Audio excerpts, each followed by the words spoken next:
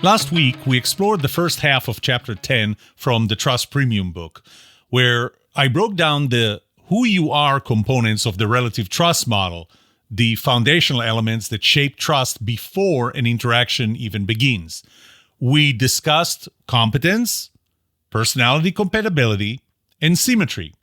These components determine the starting point of trust in your relationship with the customer. But today, I'll go even further. In this episode, I will be reading the second half of Chapter 10, where I will shift the focus to the what you do components, how your actions during an interaction shape and accelerate trust or destroy it. We'll cover positivity, time, and intimacy. And positivity will include the power of no BS or radical honesty and empathy. These factors determine where trust ends up after an interaction. Your behavior can reinforce the trust the customer had in you or completely undermine it. This episode will give you the insights that you need to build trust faster with customers and avoid costly mistakes that will weaken. Let's dive in right after this.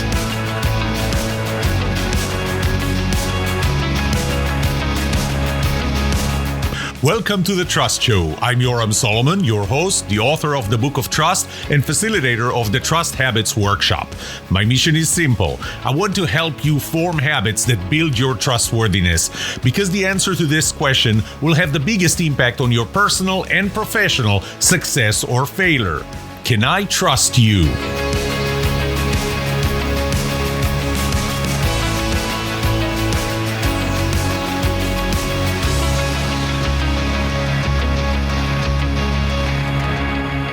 Positivity. This is the first component of the what you do set of components of the relative trust model. While the who you are components, competence, personality compatibility, and symmetry, determine where the level of trust the customer has in you begins before the interaction starts, the what you do components determine where it ends and, as stated, relies on first-hand impression and change much faster. Positivity is the foundation for the direction in which the customer's trust in you would end up at the end of the interaction. Simply stated, it is whether your behaviors during the interaction are overall positive or negative. In the end, your behaviors would enhance the components of who you are. In 2001, Roy Baumeister, Ellen Bratzlavsky, Kathleen Voss of Case Western University, and Katrin Finkenauer of the Free University of Amsterdam published an article called Bad is Stronger Than Good in the Review of General Psychology journal. In that article, they summarize previous research that explains this phenomenon. They opened the paper with the following statement. When equal measures of good and bad are present, the psychological effects of bad ones outweigh those of the good ones. This may, in fact, be a general principle or law of psychological phenomena, possibly reflecting the innate predispositions of the psyche, or at least reflecting the almost inevitable adaptation of each individual to the exigencies of daily life. In 1979, two Israeli psychology researchers, Daniel Kahneman and Amos Tversky, developed a new theory called the prospect theory. They both won the Nobel Prize for Economics in 2002, although posthumously for Tversky. However, it should be noted that neither of them had ever taught an economics class. Using behavioral modeling, they showed that people would try harder to avoid possible negative consequences, such as investment losses, than to gain positive consequences, such as investment profits.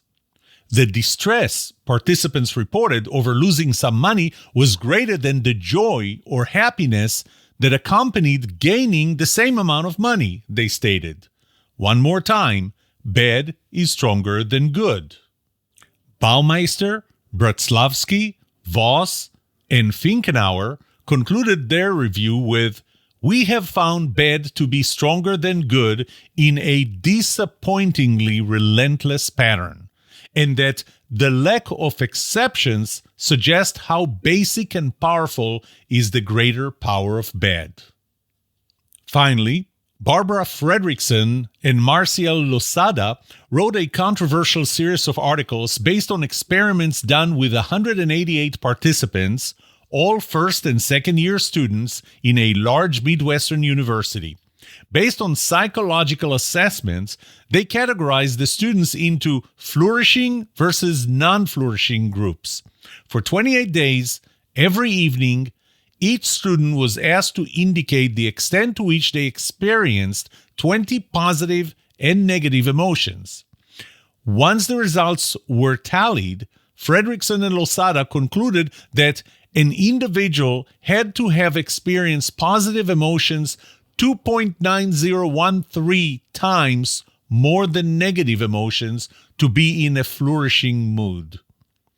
That number became known as the critical positivity ratio, or the Losada ratio. I should add that this ratio and the validity of their research was criticized later, mainly in an article by Nicholas Brown, Alan Sokol, and Harris Friedman in 2013.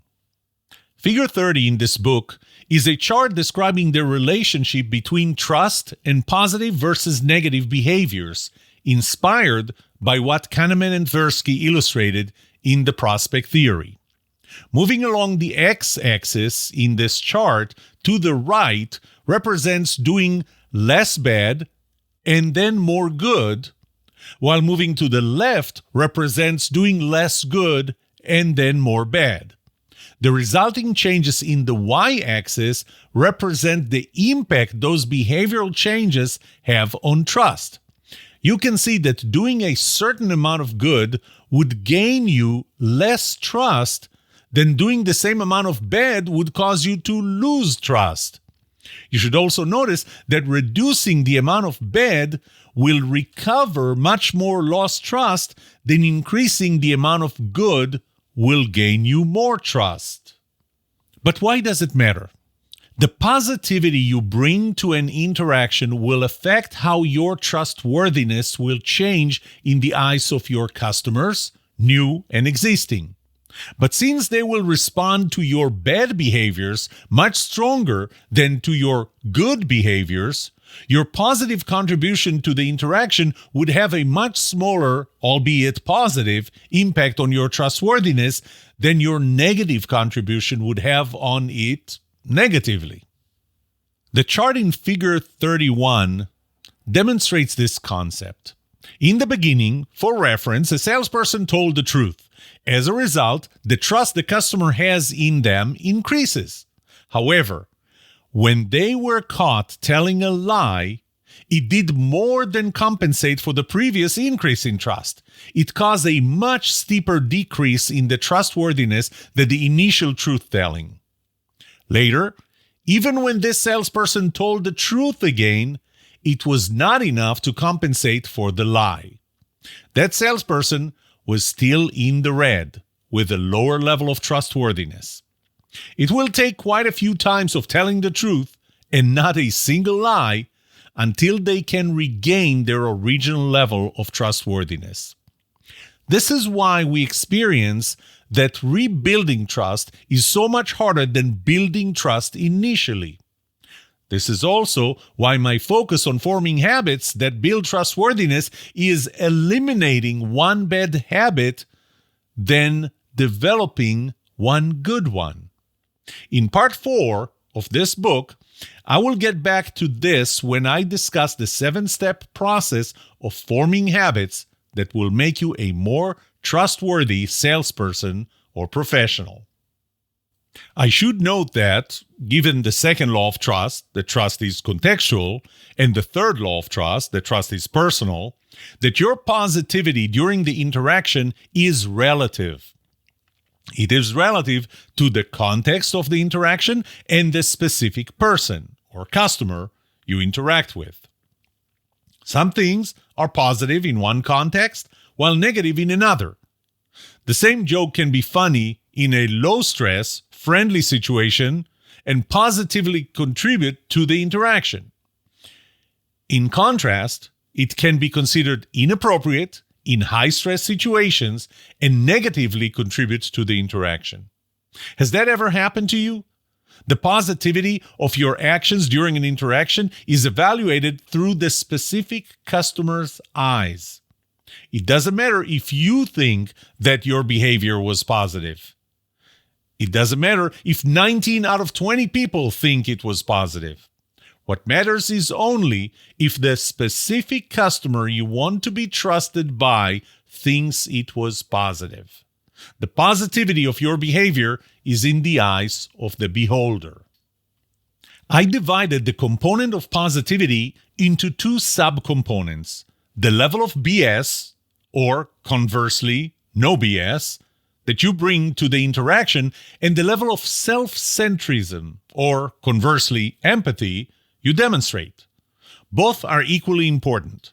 Like the personality compatibility component, they range from universal to highly personal and will be given different weights and importance based on the person evaluating them. No BS or radical honesty.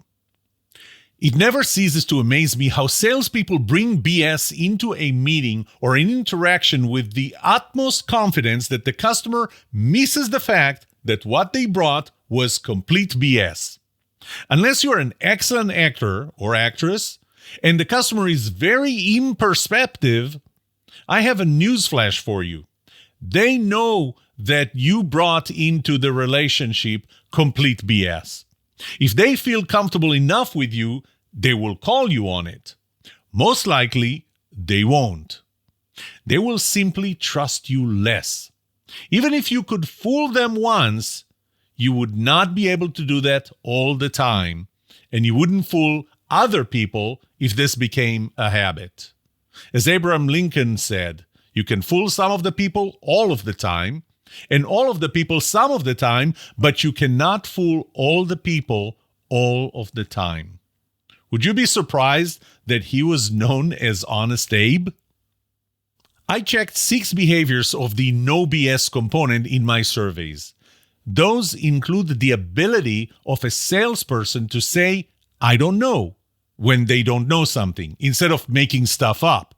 Their ability and willingness to tell the customer what the customer needs to hear and not what the salesperson thinks they want to hear. They're sticking to telling only the truth, the whole truth, and nothing but the truth. They can skip the "so help me God."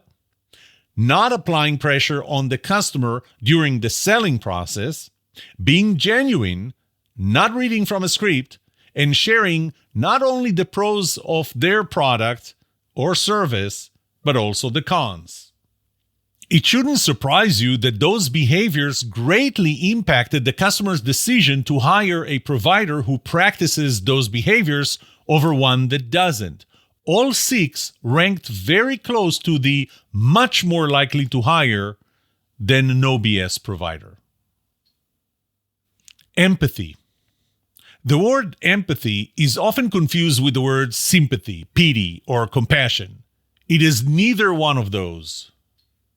When we are born, we believe that the world revolves around us. As a salesperson or a professional trying to close a deal, if you think the world revolves around you, you will likely never close a deal. The customer needs to feel that the world revolves around them. As we grow up, our parents teach us the golden rule: do unto others as you would have them do unto you. Would it surprise you if I told you that that is a biblical concept spoken by Jesus in Luke 6:31 and Matthew 7:12? However, adopting the golden rule as a salesperson or a professional could be problematic because you are not the customer. What you like is not necessarily what the customer likes. What you want is not necessarily what the customer wants. What you need may not be what the customer needs. And what you value is not necessarily what the customer values. The same applies to the statement, "put yourself in their shoes." It's their shoes. They won't fit you. Empathy is your ability as a provider to see things from the customer's perspective as if you were them, not you. Yes, it's harder. You have to really understand them. You must remember that you are not them and they are not you. You must remember that what you like, want, need, or value is not what they like, want, need, or value. They worry about different things than you. They see value where you don't, and they may not see value where you do. It requires research before meeting the customer and asking questions during the meeting with the customer. Just make sure they don't feel you are interrogating them. I remember once taking my wife to a trade show where my company presented a new and innovative product. I asked her to be a salesperson at the booth. I remember hearing her tell a prospective customer who wanted to purchase the product, "I don't think this product is right for you." I remember being annoyed. How can she sell like that? Later, I realized she had paid attention to what the customer needed. Would it have been better if the customer bought a product that wasn't right for them? They would either return it or just be unhappy. Neither is good. Neither would build trust. In fact, my wife ended up being such a great salesperson that upon our return from that trade show, and after others described how she was selling, she was asked by the Israeli Export Institute to teach a training class on how to sell in trade shows. Again, you shouldn't be surprised that the behaviors under the empathy component ranked very high on their impact on whether the customer would hire an empathetic provider over a less empathetic one. They were all near the much more likely to hire line. Time is an accelerator of trust and distrust, depending on the positivity of the interaction. The more time you spend with a customer, the more they learn to trust or distrust you. One reason is that they get to see how consistent or inconsistent you are and how positive your interactions with them are. In part 3 of the book, I'll talk more about the first impression, which is the first amount of time you spend with the customer and how big of an impact it has. But not all time is made equal. The first impression has the biggest impact on the initial trustworthiness determination done by the customer. Finally, there is a bar of trustworthiness to cross before the customer trusts you enough to even start considering you a provider, let alone buy from you or hire your services. Imagine a provider connecting with you, making an offer that initially appears to be too good to be true, and you initially ignore it. But they don't give up.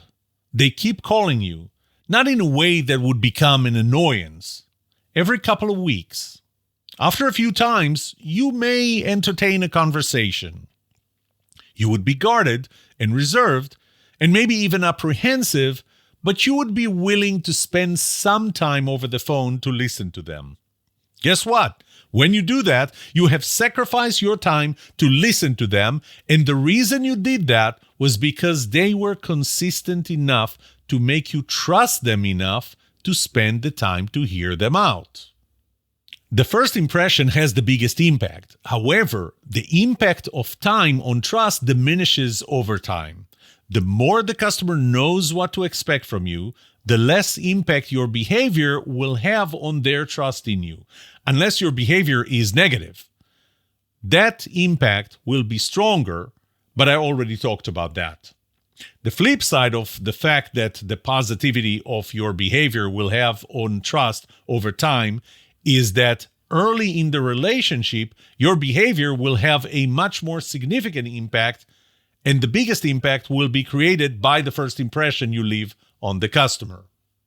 When I deliver my keynotes, I use the following example. Imagine this. You're about to embark on a home renovation project. After conducting some research, you invite 3 professionals to assess the work to be done, make suggestions, and give you quotes. You observe each one of them as they arrive. The first one arrives in a beat-up, old, rusted Toyota Corolla. The second one arrives in a Ford F-150 pickup truck that looks to be 4 or 5 years old, clean and in good condition. And the third one arrived in what looks to be a rather new Maserati Gran Turismo, which you know costs more than $150,000. You know nothing else about them. You haven't even seen them come out of their cars. Do you have a preference for whom you will choose? When I ask this question, I get very consistent responses. My audience would not choose the person with the beat-up, rusty old car. Why? He's probably not making enough money to get a new car, which must mean he is not doing a great job. Since he's not taking good care of his car, he will probably not take good care of your pool. Very few, if any, choose the person with the $150,000 Maserati. Why? He's obviously making enough money and takes good care of his car, so why not him? Because he is probably using cheap materials and cheap labor. Maybe he is not paying his employees enough, and he seems to care a lot about himself to indulge in such a car and will not care as much about you. Almost everyone seems to prefer the person who arrives in the Ford F-150. This seems to be a reasonable car for a contractor. It's not extravagant, and it appears that he knows what's important in his line of work. But you don't know anything about him. Nothing about his quality of work, nothing about his personality, nothing that should give an objective indication of whether you can trust him or not. How come? The answer is simple and made up of one word: assumptions. We make assumptions. But why? Our brain needs a certain amount of information to feel safe. When we don't have enough information, we don't feel safe. I remember reading once that when you meet a person, your first instinct is to look at their hands. The reason being that you want to see if they're carrying a weapon and thus have an intention of killing you. This has been ingrained into our DNA since ancient times. We need that information. And what do we do when we don't have enough information? Our brain takes a shortcut and makes assumptions. When I first came to the US, my first boss told me to never make assumptions. He said that if you break the word assume into 3 parts, you get S, you, and me. When you make assumptions, you make an S of you and me. Depending on whether the customer has done some prior research about you or was referred to you by someone they trust, or any one of the 4 R's of transferable trust: reviews/ratings, references, recommendations, and reputation, there might be an initial level of trust they may have in you, based on what they know about who you are. But they still don't really know you. What you do during an interaction will have a more immediate impact on their trust in you, and since they know only you on paper so far, they are looking for a first-hand impression. And that first-hand impression starts with a first impression, which is made of what they see, based on looks, complemented by assumptions to reach the level of information they need to feel safe in your presence. Over time, even during the first interaction, their assumptions will give way to your behavior, and more will be based on fact than on assumptions. Beware of the first assumption you leave on the customer. Intimacy. The intimacy component plays a similar role to the time component. It accelerates building trust or distrust, depending on the positivity of the interaction. In fact, I typically bundle these 2 components together into time and intimacy. Intimacy has 2 main elements: richness and consistency. Richness. One of the most annoying things that members of the younger generations do, in my opinion, is not to use punctuation. Their text messages are hard to understand. I want you to consider the following 3 words. No, thank you. Yes, they don't capitalize either. What do you understand from those 3 words? Now, let's try to add some punctuation and capitalization. Let's capitalize the N, put a comma after the no. No, thank you. What would you say if I sent you this message and asked you what it meant? You would probably guess you had just offered me something and I respectfully declined. I said no, but I also thanked you. Seemed pretty respectful, doesn't it? Now consider the following variant. No, capitalized, exclamation mark, thank you, exclamation mark. What would you read there? This is probably the 10th time you're offering me the same thing, and I'm annoyed with you. It almost feels like I'm yelling at you. The capitalization and 2 exclamation marks would do that for you. A little different from the first variant, isn't it? Now, consider the 3rd variant. No, comma, thank you. The word you is capitalized and an exclamation mark. Here, it seems like you didn't offer me anything, but rather thanked me for something, but I didn't want to take the credit and turn it around to thank you instead. 3 completely different meanings, aren't they? Now go back to the first, uncapitalized, unpunctuated version. What did the sender of this message mean? Winston Churchill said, "I no longer listen to what people say, I just watch what they do. Behavior never lies." We use our emotion sensing mechanism to decide whether to trust someone. When your customer assesses your competence, they look for emotions indicating truthfulness, confidence, and consistency between those emotions, delivered non-verbally, and your words. When they consider personality compatibility with you, they look for non-verbal cues that will support your words. When you tell them you share a specific value with them, they will look for consistency between your words and body language. They might be doing that subconsciously without even knowing they do that. Their gut will tell them whether they can trust you or not. Given that shared values are an emotional component, they look for emotions typically displayed with the words describing those values.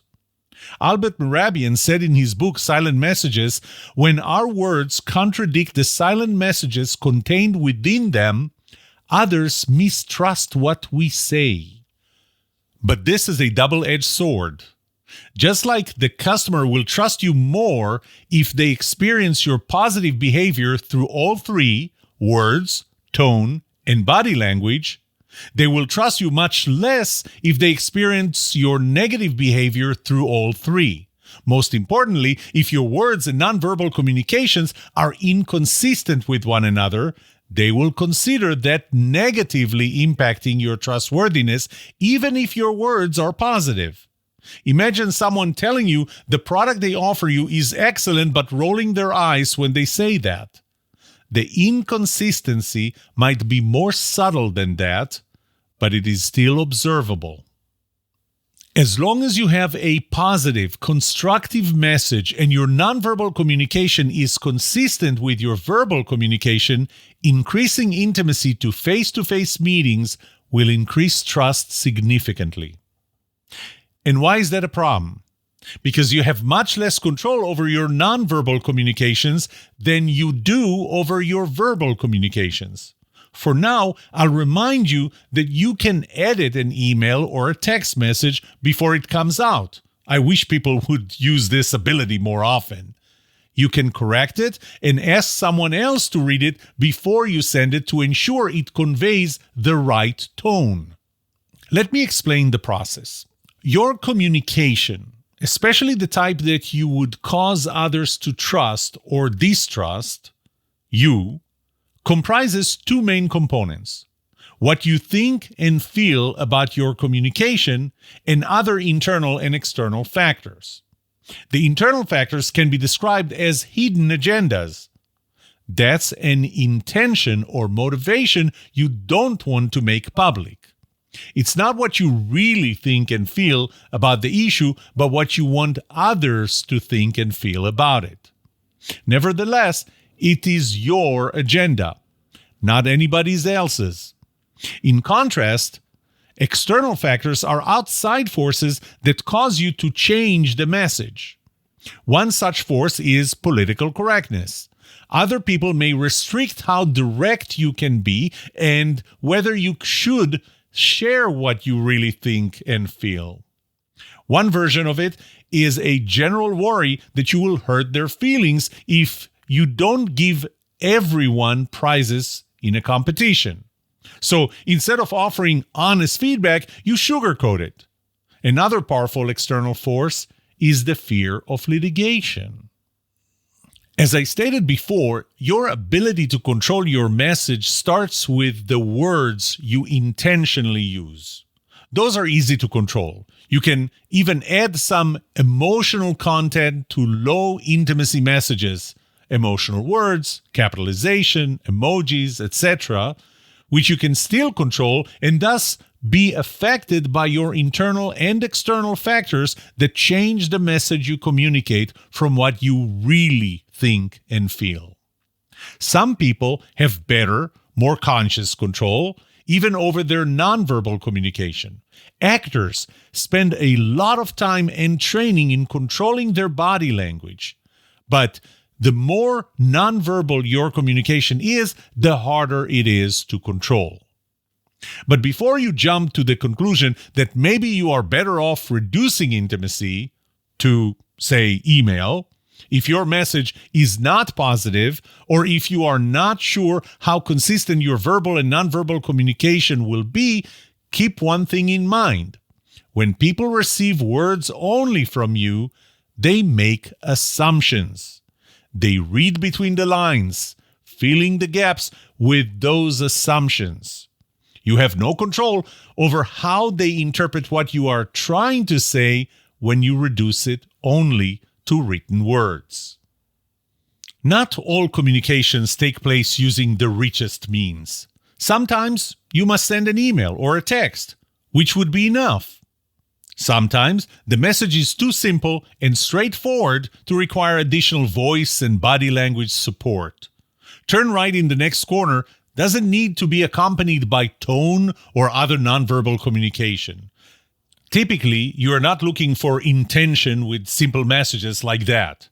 However, communication's richness is important when communication requires us to interpret intention and motivation, which are essential for personality compatibility and trustworthiness.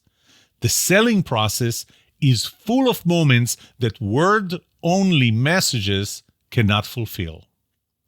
When trying to derive hidden meaning, such as intention or motivation, from your message, the customers must consider what is not being said, not only what is said. For that, they look for your tone of voice and body language. I tested 4 behaviors of the time and intimacy components in my survey.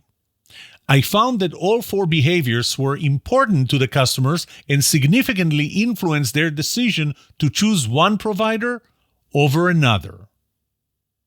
Here is another look at how the 6 components of the relative trust model play during the sales process. I have covered the critical role of transferable trust before. The research that the customer did on you, possibly through your website, your LinkedIn profile, or even your social media footprint, combined with what they were told about you through the 4 R's of transferable trust, reviews, recommendations, references, and reputation by your previous customers, set their understanding of the who you are components: competence, personality compatibility, and fairness or symmetry. Those, in turn, set the stage for the first meeting.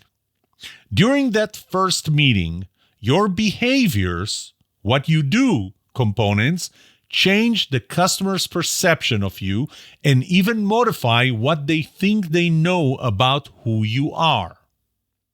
All 6 components play a role in establishing the trust required for the customers to make the purchase decision, for better or worse. And, as I mentioned before, the customer's trust in you becomes not only a reason for them to buy again from you, be loyal to you, and stay with you for the long haul, but also becomes the outbound transferable trust that later becomes the inbound transferable trust of your next customer. This is it for today.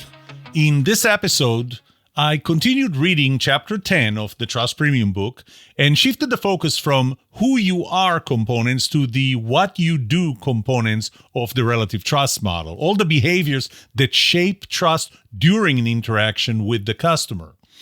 In this episode, we explored positivity, how trust is built or destroyed through no BS or radical honesty, and empathy.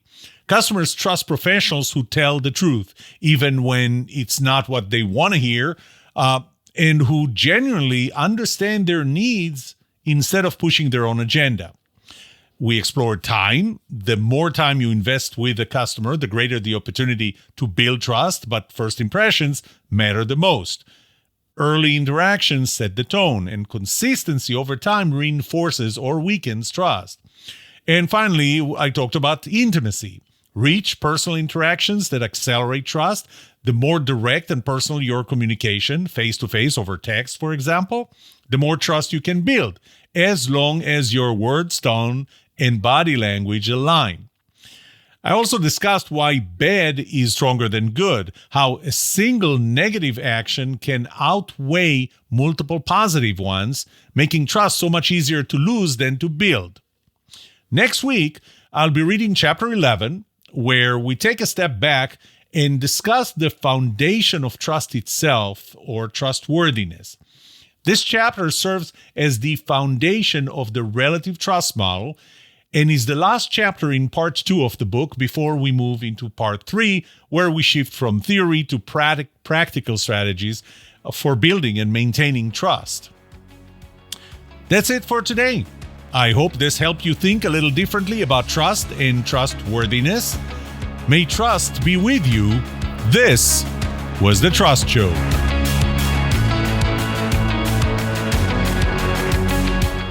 What would you like to know about trust and trustworthiness? Let me know and I'll answer it in a future episode. I would love to hear from you. Email me at yoram@thetrustshow.com. If you like this episode, subscribe to the show so you will automatically get notified when I release a new episode. Rate it. Write a review for this podcast because those ratings help not only you, but also others looking for podcasts just like this. If you're looking for more resources to learn about how to build trust, be trusted, or know who to trust, look up my workshops, online courses, books, or go to my website, trusthabits.com. And remember that the answer to these 2 questions will have the biggest impact on your personal and professional success or failure. Can I trust you? And can you trust me? Thank you for listening or watching The Trust Show.